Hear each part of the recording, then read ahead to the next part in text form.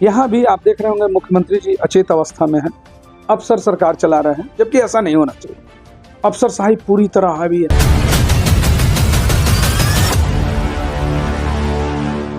और यहाँ के माननीय विधायक जी गाना बजाने में व्यस्त हैं। उनको विकास से कोई मतलब नहीं, उनको काम से कोई मतलब नहीं। भ्रष्टाचार चरम सीमा पे है।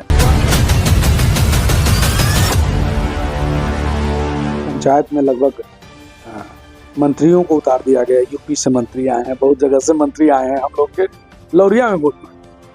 अब आप समझ सकते हैं कि आखिर उन लोगों का उतरने का क्या कारण है। कहीं ना कहीं लग रहा है कि यहाँ के प्रत्याशी हार रहे हैं। 2015 में हम चुनाव लड़े थे, तो जितना यहाँ अगल बगल में गर्ल्स स्कूल है उसमें हम बैग, स्कूल बैग्स और स्टडी मटेरियल्स, स्कार्फ, मोजा हम लोग बंटवाने का काम किए थे। ठंडा का दिन, सारे लोग हतप्रभ थे कि ये लड़का चुनाव हारने के बाद इतने लोगों को सामग्री बांट रहा है, ये अलग नंबर। माननीय विधायक जी 15 साल में कोई काम नहीं, सिर्फ जनता को ठगे हैं झूठ सच बोल के।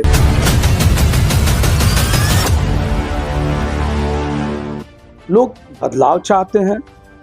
हम लोगों से अपील बार बार यही करते हैं कि आप एक मौका, 3 मौका आपने माननीय विधायक जी को दिया है, मुझे भी एक मौका दें। मैं दावे के साथ कहता हूं मैं उनसे ज्यादा काम करके दिखाऊंगा। वेलकम बैक, मैं रईस और आप देख रहे हैं वेब इंडिया न्यूज। जैसे कि आपको पता है, इस बिहार विधानसभा चुनाव की सरगर्मी इतनी तेज हो गई है कि सभी पार्टी अपने अपने स्तर पर चुनावी दंगल जीतने के लिए रणनीतियां बनाना शुरू कर दिए हैं। इसी बीच मैं पश्चिमी चंपारण जिला के अंतर्गत लौरिया विधानसभा क्षेत्र में उपस्थित हूँ और मेरे पास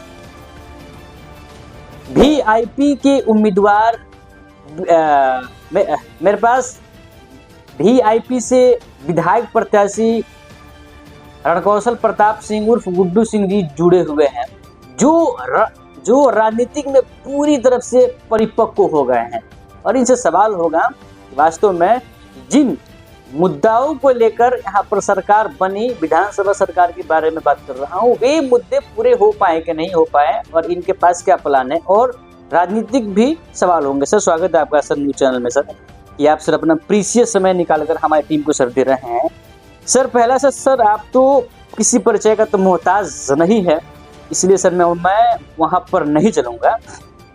लेकिन सर एक सर बात है कि यूनिक कि सर आपका शरीर, आपका मुस्कान है, अजीब लगता है सर। ये क्या नेचुरली है या कहीं पर इसका ट्रेनिंग लिया है? नहीं, नेचुरल है। देखिए, हम लोग जानते हैं प्रेशर लेने से कोई फायदा नहीं, ऊपर वाले ने जो लिखा है वही हो। तो हम क्यों तनाव में रहें।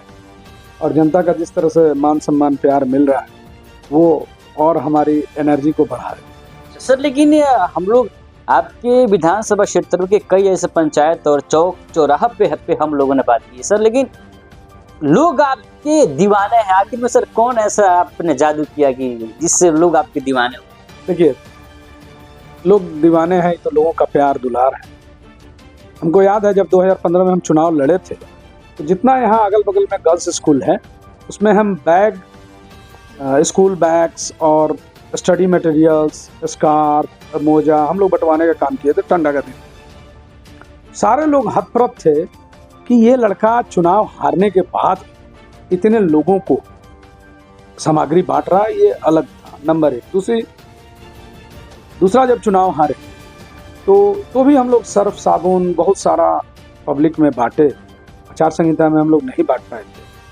उसके पहले कोरोना में हम लोग लगातार 10 दिन सामग्री बांटे थे, जिसमें हमको भी कोरोना हो गया था। हम लोग एक तरह से मौत को छू के आए थे। हम आईसीयू में भर्ती रहे थे 7 दिन। लेकिन जो लोगों के बीच में हम चुनाव हारने के बाद भी रहे, ये लोगों को अच्छा लग रहा है। और दूसरी बात, हम सिर्फ विकास की बात करते हैं, हम सिर्फ भ्रष्टाचार रोकने की बात करते हैं, हम अन्य मुद्दों पे बात नहीं करते। जैसे जाति पाति धर्म, इससे उठ के हम हमेशा बात करते हैं। लेकिन सर आपने 2 कार्यकाल चुनाव लड़े, आप मतलब सर आप 2 बार विधायक प्रत्याशी रहे सर, लेकिन इस बार क्या लगता है कि जो कमियां त्रुटियां उस समय रह गई थी, क्या उसको पूरा करके आना है या कुछ अलग प्लान है उससे अलग? देखिए, सबसे पहले हम बता दें कि कैंडिडेट्स न कोई त्रुटि करता है न करना चाहता है, बट जब पब्लिक का मूवमेंट बन जाएगा आपके प्रति, जब पब्लिक का प्यार आपको मिलने लगेगा, तो वही वोट आपके जीत के आंकड़े में बदल जाता है। तो हम कुछ नहीं कर रहे हैं। माननीय विधायक जी 15 साल में कोई काम नहीं किया, सिर्फ जनता को ठगे हैं झूठ सच बोल के, बहला फुसला के। तो लोगों में अब एक बदलाव की लालसा है, लोग बदलाव चाहते हैं। हम लोगों से अपील बार बार यही करते हैं कि आप एक मौका, 3 मौका आपने माननीय विधायक जी को दिया है, मुझे भी एक मौका दें। मैं दावे के साथ कहता हूं, मैं उनसे ज़्यादा काम करके दिखाऊंगा और भ्रष्टाचार और कमीशन खोरी पे हम पहले रोक लगाएंगे। लेकिन सर, अभी सर यह बात कही कि मुझे एक मौका दीजिए, उनको 2-3 बार मौका दिए सर, लेकिन आपको लगता नहीं कि जिनकी डबल इंजन की सरकार हो, चाहे वो केंद्र में हो चाहे वो राज्य में, साथ में यहाँ पर है सरकार बनी है, तो सर क्या लगता है कि इतनी आसानी इस चुनावी रणभूमि में उतरना हो ये आपके लिए होगा? देखिए, मैं फिर से आपसे कह रहा हूँ, डबल इंजन की सरकार है। सरकार अभी मैं देख रहा हूँ कि हर पंचायत में लगभग मंत्रियों को उतार दिया गया। यूपी से मंत्री आए हैं, बहुत जगह से मंत्री आए हैं, हम लोग के लौरिया में वोट। अब आप समझ सकते हैं कि आखिर उन लोगों का उतरने का क्या कारण है। कहीं ना कहीं लग रहा है कि यहाँ के प्रत्याशी हार रहे हैं। और मैं आपको दावे के साथ कह दूँ, ये लोकतंत्र है, 5 साल पे चुनाव आना है और लोग अपने मत का प्रयोग करते हैं। जब कोई जनप्रतिनिधि, जब कोई विधायक अपने उन लोगों के उम्मीदों पे खरा नहीं उतरता है, तो उसको वही लोग बदलने का काम करते। तो कोई आके वोट मांगे और कितना भी मजबूत सरकार हो, कुछ भी हो, एक बार लोग धूल चटाने का काम। जैसे आप देखे होंगे उड़ीसा में मजबूत सरकार थी, लेकिन एक गलती हुई और वहां का सरकार का सफाया हो गया। यहाँ भी आप देख रहे होंगे मुख्यमंत्री जी अचेत अवस्था में हैं, अफसर सरकार चला रहे हैं, जबकि ऐसा नहीं होना चाहिए। अफसरशाही पूरी तरह हावी है और यहाँ के माननीय विधायक जी गाना बजाने में व्यस्त हैं। उनको विकास से कोई मतलब नहीं, उनको काम से कोई मतलब नहीं, भ्रष्टाचार चरम सीमा पे है। 2025 फिर से नीतीश, इस वाक्य पर आप वीआईपी की ओर से क्या कहेंगे? देखिए, हमारे नेता तेजस्वी यादव जी मुख्यमंत्री बनने जा रहे हैं।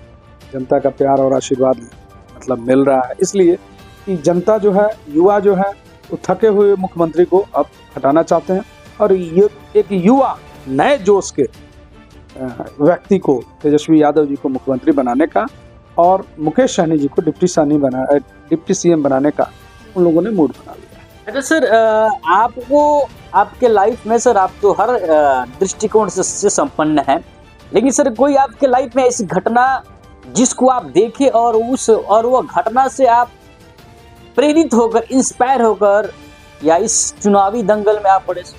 देखिए, भगवान की दया से ठीक ठाक हम लोग हैं, नो डाउट, बट जो जनता का हम दर्द देखते हैं, जब कि जनता, हम देखते हैं 99% लोगों को अपने विधायक से कुछ नहीं चाहिए।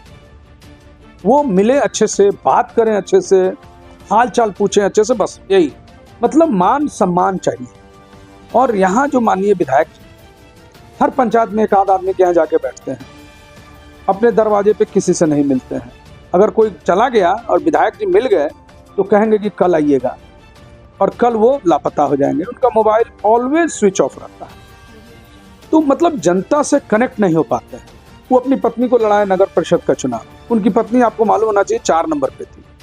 अब जो लड़का वहां जीता है उसको ही तंग और तबाह कर रहे हैं, अपने ताकत का दुरुपयोग कर रहे हैं। हम लोग चाहते हैं कि अगर हम लोग जीते तो हम लोग का जो विरोधी भी है उसका भी हम लोग काम करें, इसलिए कि ओवरऑल जनता का काम होता है। कोई भी विकास का काम होगा तो उसका लाभ जनता को मिलेगा। हम चाह रहे हैं कि बिना किसी भेदभाव हम लोग विकास का काम करें, विकास की बात करें। सर, आपका एक वीडियो काफी हुआ है वायरल, और पूरे बिहार के कई ऐसे जो यूट्यूबर्स हैं या फेसबुक आईडी है, पेज है, कई लोगों ने उसको शेयर भी किया।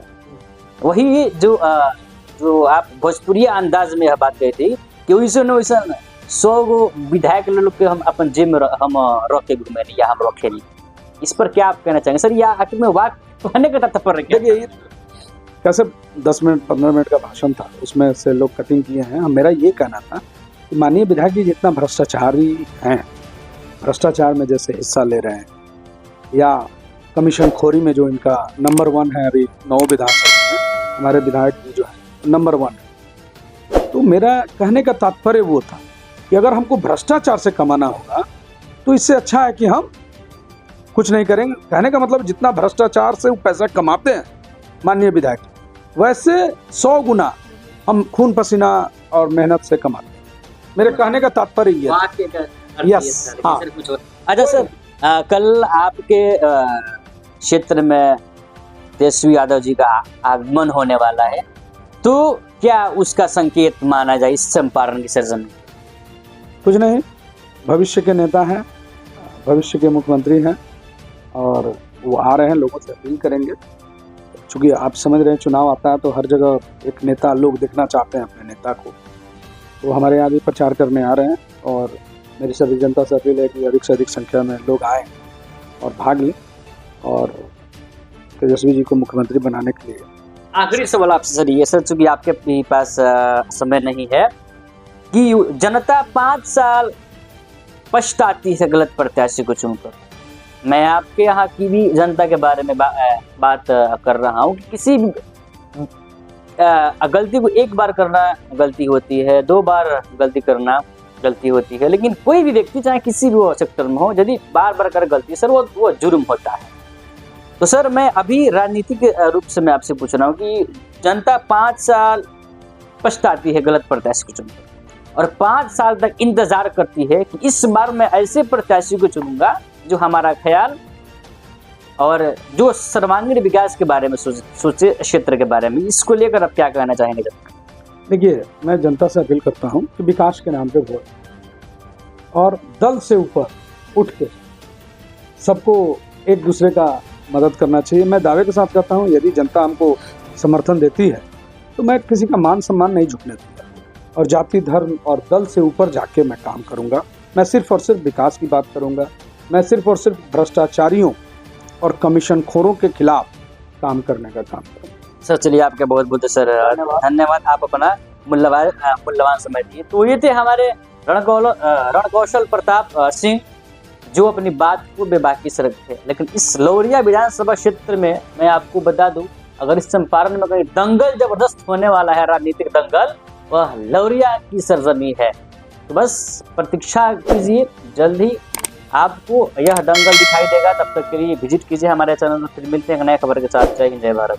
अब रामनगर को मिला एक नया भरोसा, आपके अपने शहर में अल्फा इमरजेंसी हॉस्पिटल, जहां स्वास्थ्य ही नहीं जिंदगी भी सुरक्षित है। यहाँ 24 घंटे मरीज भर्ती की सुविधा, 24 घंटे डिजिटल एक्सरे, मेडिकल स्टोर और इमरजेंसी सेवाएं, हर पल आपकी सेवा में तत्पर। यहाँ अनुभवी डॉक्टरों की टीम हर समय मौजूद है। MD physician doctor MD Ehsanullah, MS surgeon doctor MD Sarwar Alam, physician doctor MS Alam, BA MS physician doctor Geeta Shah, ortho physician doctor MD Irfanullah.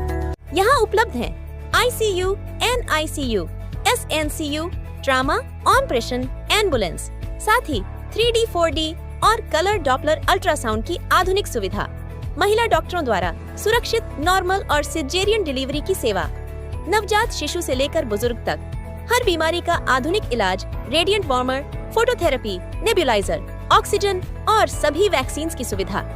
चाहे हो हड्डी और जोड़ का इलाज, प्रसव की सुविधा या emergency operation, Alpha Emergency Hospital हर वक्त तैयार है आपके लिए। तो याद रखिए, जब भी हो कोई स्वास्थ्य आपात स्थिति, आपके अपने शहर में अल्फा इमरजेंसी हॉस्पिटल। आपका स्वास्थ्य हमारा प्राथमिकता, जिसका पता है main road, Narkatiaganj, Honda showroom से पूरब, रामनगर, पश्चिम चंपारण। अधिक जानकारी के लिए स्क्रीन पर चल रहे नंबर पर संपर्क करें।